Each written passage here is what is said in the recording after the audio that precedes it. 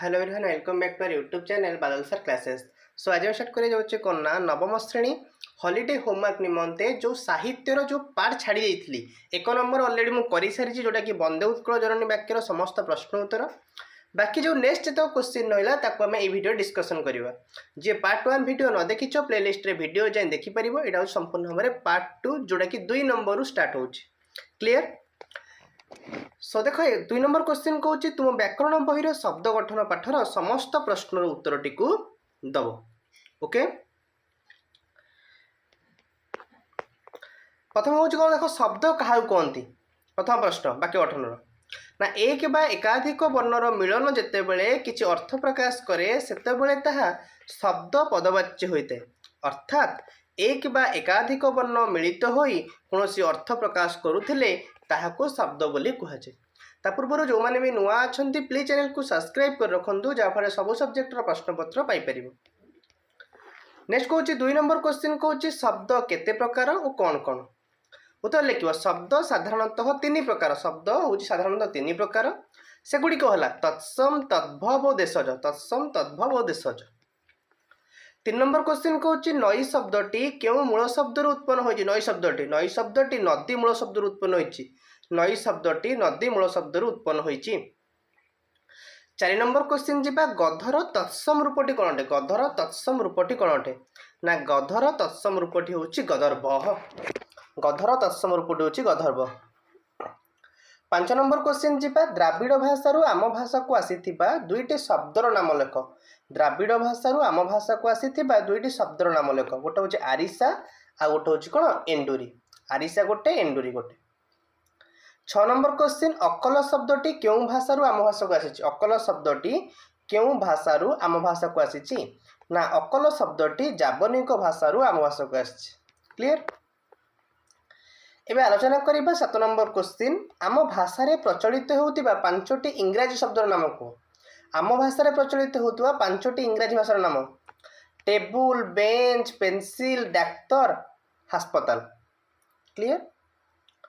8 number question जी निम्नलिखित शब्द गुड़िकर लिंग परिवर्तन करिवो किशोर होची कौन हम किशोरी बधुर बर बगुलीर बग पितार माता स्वामीर स्त्री क्लियर।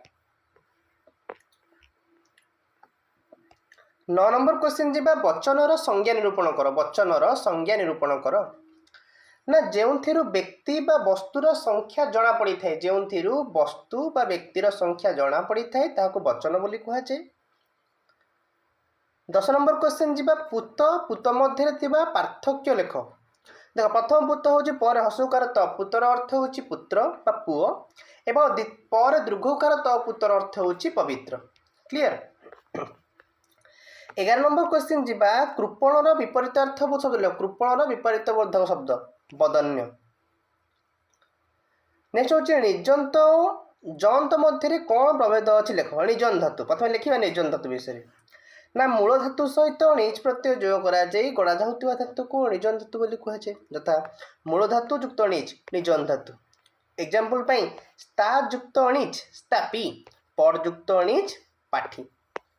जंत आतिशज्य को बुझाइवाई मूल धातु में जं प्रत्यय जोग कराए जो धातुटी उत्पन्न हुए ताहाको जन धातु बोली कहुए यथा मूल धातु जं कौच जन धातु जोड़ युक्त जं कौच चाचुल्य दीप युक्त जं कौच दिव्य क्लीयर। 13 नंबर क्वेश्चन जी निम्नलिखित विशेष्य पद गुड़ी को विशेषण पदरे परिणत कर स्थापनर हूँ स्थापित ज्ञापनर हूँ ज्ञापित पालनर हूँ पालित चालनर हूँ चालित पाठनर हूँ पाठित। एबे आलोचना करिबा 14 नंबर क्वेश्चन प्रत्येक धाड़ी रे थिबा भिन्न धर्मी शब्दटी को बाछिबा धनरत्न भल मंद किणा बिका सुख दुख आ भितर भिन्न धर्म शब्द किए धनरत्न सेमती पेट पाटणा बंधु बांधव बासन कुशन लुगापटा एमानकर भिन्न धर्मी किए बंधु बांधव पिपासा जिज्ञासा तमाशा पिपटिसा यार हूँ तमाशा सरला।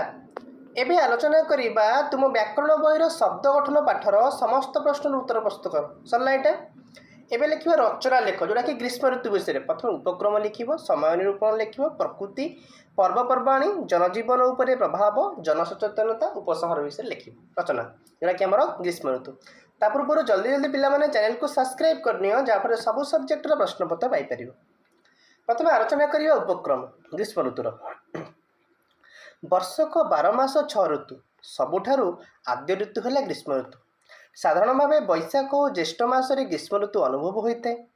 ପ୍ରଚଣ୍ଡ ରୌଦ୍ରତାପରେ ପୃଥିବୀ କବଳିତ ହୋଇଥାଏ, ପ୍ରଚୁର ଉତ୍ତାପ ଅନୁଭୂତ ହୋଇଥାଏ। ପ୍ରାକୃତିକ ଅବସ୍ଥା କେମିତି ରହୁଛି ନା 6ଟି ଋତୁ ମଧ୍ୟରୁ ପ୍ରାୟତଃ 4ଟି ଋତୁ ବିଶେଷ ଭାବରେ ଅନୁଭୂତ ହୋଇଥାଏ, ସେଥିରୁ ଗ୍ରୀଷ୍ମ ଋତୁ ପ୍ରଧାନ। ଏହି ଋତୁରେ ପ୍ରାକୃତିକ ପରିବେଶର ଘୋର ପରିବର୍ତ୍ତନ ହୁଏ। ସୂର୍ଯ୍ୟଙ୍କ କିରଣ ବହୁତ ପ୍ରଖର ହୁଏ, ଝାଞ୍ଜି ପବନ ବହେ, ମାଟି ସୂର୍ଯ୍ୟଙ୍କ କିରଣ ତେଜରେ ଉତ୍ତପ୍ତ ହୋଇଯାଏ। ନଈ ନାଳ ପୋଖରୀ ଆଦି କୂପ ଆଦି ଶୁଖିଯାଏ। ଜଳଚର ଜୀବମାନେ ଛଟପଟ ହୋଇଥାନ୍ତି। ଗଛପତ୍ର ସବୁ ଖରାର ଉତ୍ତାପରେ ଶୁଖି ଝଡ଼ିଯାଏ। ଖରାବେଳେ ବିଲମାନଙ୍କରେ ଦୂରରୁ ଜଳ ସଦୃଶ ଦେଖାଯାଏ, ଯାହାକୁ ମୃଗତୃଷ୍ଣ ବା ମରୀଚିକା ବୋଲି କୁହାଯାଏ। ଲୋକେ ଏହାକୁ ହରିଣ ନାଚ ବୋଲି ମଧ୍ୟ କହିଥାନ୍ତି। ଦିନ ଓ ରାତ୍ରିର ସମୟରେ ଗ୍ରୀଷ୍ମ ଋତୁରେ ପରିବର୍ତ୍ତନ ଆସେ, ଦିନ ବଡ଼ ଏବଂ ରାତ୍ରି ଛୋଟ ହୋଇଥାଏ। ଦକ୍ଷିଣ ଦିଗରୁ ପ୍ରବଳ ପବନ ବହିଥାଏ, ବେଳେବେଳେ ଝଡ଼ ତୋଫାନ ହୁଏ। ପ୍ରଚଣ୍ଡ ଖରାରେ ଖଣ୍ଡିଆଭୂତ ଦେଖାଯାଏ। ଖରାରେ ବାହାରକୁ ଯିବା ବହୁତ କଷ୍ଟଦାୟକ ହୁଏ, ଦେହରୁ ଗମ ଗମ ହୋଇ ଝାଳ ବାହାରେ। ଗ୍ରୀଷ୍ମ ଋତୁ ଶେଷ ହୋଇ ଆସିଲା ବେଳକୁ ଆକାଶରେ ଭେଳା ଭେଳା ହୋଇ ମେଘ ସବୁ ଭାସେ। ଉପରବେଳା କାଳବୈଶାଖୀ ହୁଏ, ବର୍ଷା ହୁଏ, ଘଡ଼ଘଡ଼ି ମାରେ, ବଜ୍ରପାତ ହୁଏ। ପଶୁ ପକ୍ଷୀମାନେ ଗଛ ଛାଇରେ ରହିବାକୁ ଭଲ ପାଆନ୍ତି। ପାଣିର ଅଭାବ ହେତୁ ପଶୁପକ୍ଷୀମାନେ ବହୁତ କଷ୍ଟ ଅନୁଭବ କରିଥାନ୍ତି। କ୍ଲିଅର? ଏବେ ଆଲୋଚନା କରିବା ଉପକାରିତା କ'ଣ ନା ଗ୍ରୀଷ୍ମ ଋତୁରେ ଯେତେ ପ୍ରବଳ ଖରା ହୁଏ, ସେତେ ନଈ ନାଳ ସମୁଦ୍ର ତଥା ପୋଖରୀ ପାଣି ବାଷ୍ପୀଭୂତ ହୋଇ ଉପରକୁ ଉଠେ, ଆଉ ବାୟୁ ଦେହରେ ଏହି ଜଳୀୟ କଣା ଥାଏ। ଏଗୁଡ଼ିକ ମେଘଖଣ୍ଡ ହୋଇ ବର୍ଷା କରାଏ। ଅସରାଏ ଅସରାଏ ବର୍ଷା ହେଲେ ଚାଷୀମାନେ ବିଲକୁ ହଳ କରିଥାନ୍ତି। ଖରାର ପ୍ରଚଣ୍ଡତାରେ ଘାସ ଗଛ ସବୁ ମରିଯାଏ, ମାଟି ମଧ୍ୟ ଶୁଖିଯାଏ। ବର୍ଷା ହେଲେ ଜମିର ବିହନ ବୁଣାଯାଏ, ଆଉ ଜ୍ୟେଷ୍ଠ ମାସରେ କଦଳୀ ଗଛ ସବୁ ମଧ୍ୟ ରୋପଣ କରାଯାଇଥାଏ। ଅପକାରିତା କ'ଣ ନା ବୈଶାଖର ଝାଞ୍ଜିରେ ଲୋକେ ତଥା ପଶୁପକ୍ଷୀ ଅତ୍ୟନ୍ତ କଷ୍ଟ ପାଇଥାନ୍ତି। ତୃଣ ସବୁ ମରିଯିବାରୁ ଗାଈ ଗୋରୁ ଚରିବାକୁ ପାଆନ୍ତି ନାହିଁ। ଅତ୍ୟନ୍ତ ତାପମାତ୍ରା ବୃଦ୍ଧି ହେତୁ ଦେହରେ ଘିମିରି ତଥା ବଥ ହୁଏ। ନାନା ପ୍ରକାର ରୋଗ ମଧ୍ୟ ହୁଏ। ସବୁଠାରୁ ବଡ଼ କଷ୍ଟ ହେଲା ଏହି ସମୟରେ ଘରୁ କେହି ବାହାରିଲା ବେଳକୁ ବାହାରର ପ୍ରଚଣ୍ଡ ଉତ୍ତାପ ଯୋଗୁଁ ଅଂଶୁଘାତ ହୋଇଥାଏ।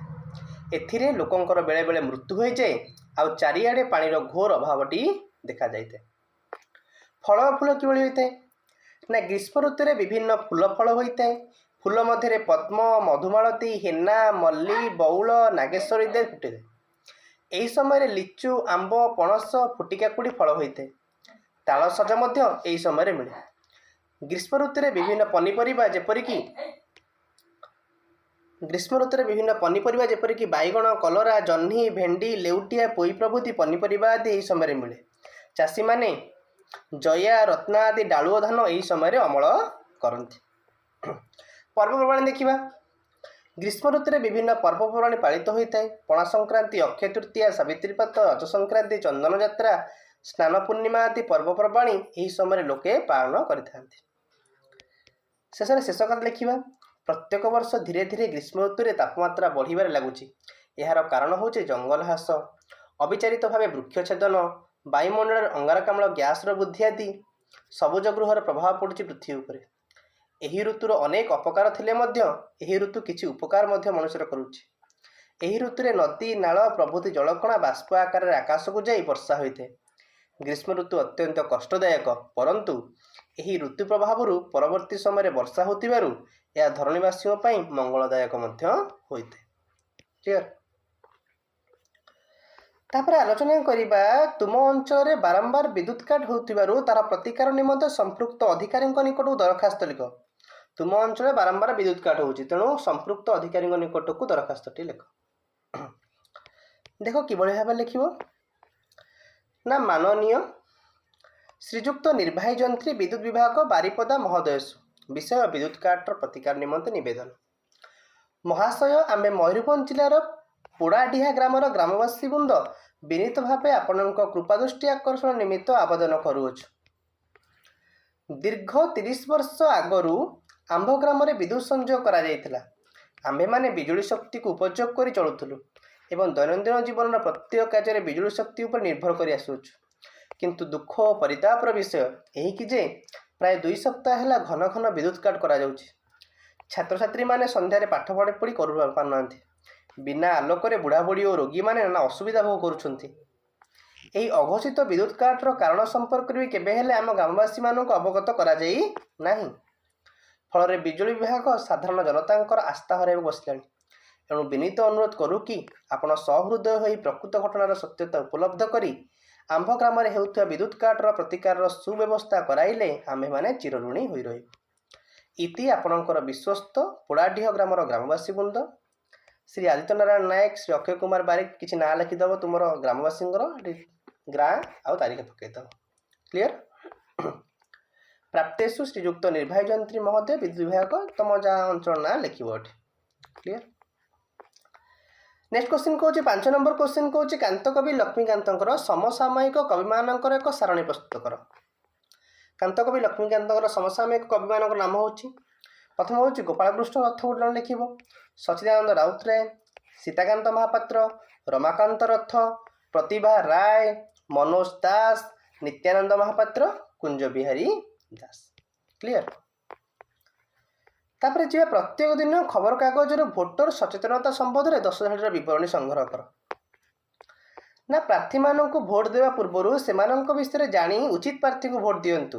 2ରେ ଭୋଟ ପାଇଁ ପଞ୍ଜୀକରଣ ନିଶ୍ଚିତ କରନ୍ତୁ ଯେ ଆପଣ ନିର୍ବାଚନ ଦିନ ପୂର୍ବରୁ ଭଲ ପଞ୍ଜୀକୃତ ହୋଇଛନ୍ତି। ଅନେକ ଦେଶରେ ସମୟସୀମା ଅଛି, ତେଣୁ ଏଥିରୁ ବଞ୍ଚିତ ହୁଅନ୍ତୁ ନାହିଁ। ଆପଣଙ୍କର ସମ୍ପ୍ରଦାୟ, ଜାତି କିମ୍ବା ଅଞ୍ଚଳ ସମ୍ମୁଖୀନ ହେଉଥିବା ପ୍ରମୁଖ ସମସ୍ୟା ବିଷୟରେ ଅବଗତ ହୁଅନ୍ତୁ। ଭୋଟ ଦେବାର ମହତ୍ତ୍ୱ ବିଷୟରେ ଆପଣଙ୍କର ବନ୍ଧୁ, ପରିବାର ଓ ସମ୍ପ୍ରଦାୟ ମଧ୍ୟରେ ସଚେତନତା ବିସ୍ତାର କରନ୍ତୁ। ଯଦି ସମ୍ଭବ ନିର୍ବାଚନ ଦିନ ଲମ୍ବା ଧାଡ଼ି କିମ୍ବା ଅପ୍ରତ୍ୟାଶିତ ପ୍ରତିବନ୍ଧକକୁ ଏଡ଼ାଇବା ପାଇଁ ଶୀଘ୍ର ଭୋଟ ବିକଳ୍ପଗୁଡ଼ିକର ସୁଯୋଗ ନିଅନ୍ତୁ। କେଉଁଠାରେ ଏବଂ କେବେ ଭୋଟ ଦେବେ ଏବଂ କେଉଁ ପରିଚୟ ଆବଶ୍ୟକ ତାହା ଅନ୍ତର୍ଭୁକ୍ତ କରି ତୁମର ଅଞ୍ଚଳର ଭୋଟ ପ୍ରକ୍ରିୟାଟିକୁ ବୁଝନ୍ତୁ। ସ୍ଥାନୀୟ ନିର୍ବାଚନକୁ ବରଖାସ୍ତ କରନ୍ତୁ ନାହିଁ। ସ୍ଥାନୀୟ ନିର୍ବାଚନ ଆପଣଙ୍କ ଦୈନନ୍ଦିନ ଜୀବନ, ବିଦ୍ୟାଳୟଠାରୁ ଭିତ୍ତିଭୂମି ପର୍ଯ୍ୟନ୍ତ ଏକ ମହତ୍ତ୍ୱପୂର୍ଣ୍ଣ ପ୍ରଭାବ ପକାଇପାରେ। ଆଉ ଭବିଷ୍ୟତକୁ ବିଚାର କରନ୍ତୁ। ଆପଣଙ୍କର ଭୋଟର ଦୀର୍ଘମିଆଦୀ ପରିଣାମ ଏବଂ ଏହା ନିଜ ଏବଂ ଅନ୍ୟମାନଙ୍କ ପାଇଁ ଭବିଷ୍ୟତକୁ କିପରି ରୂପ ଦେଇପାରେ ସେ ବିଷୟରେ କ'ଣ ଚିନ୍ତା କରନ୍ତୁ। ଜଡ଼ିତ ରୁହନ୍ତୁ ମତଦାନର ସୂଚନାଯୋଗ୍ୟ ନିଷ୍ପତ୍ତି ନେବାକୁ ସମ୍ପ୍ରତି ଘଟଣା ଏବଂ ରାଜନୈତିକ ବିକାଶ ସହିତ ଜାରି ରଖନ୍ତୁ। ଏତିକି କିଛି ଆମର ସଚେତନତା ରହିଲା। ଆଶା କରୁଛି ଆପଣମାନଙ୍କୁ ଏ ଭିଡ଼ିଓଟି ଭଲ ଲାଗିଥିବ। ଯଦି ଆପଣମାନଙ୍କୁ ଏ ଭିଡ଼ିଓଟି ଭଲ ଲାଗିଛି ନିଶ୍ଚିତ ଭାବରେ ଭିଡ଼ିଓଟିକୁ ଲାଇକ୍ କର, ଚ୍ୟାନେଲକୁ ସବସ୍କ୍ରାଇବ୍ କର ଏବଂ ମୋଷ୍ଟଲି ସାଙ୍ଗମାନଙ୍କ ସହିତ ସେୟାର ମଧ୍ୟ କରିନିଅ। Thank you so much.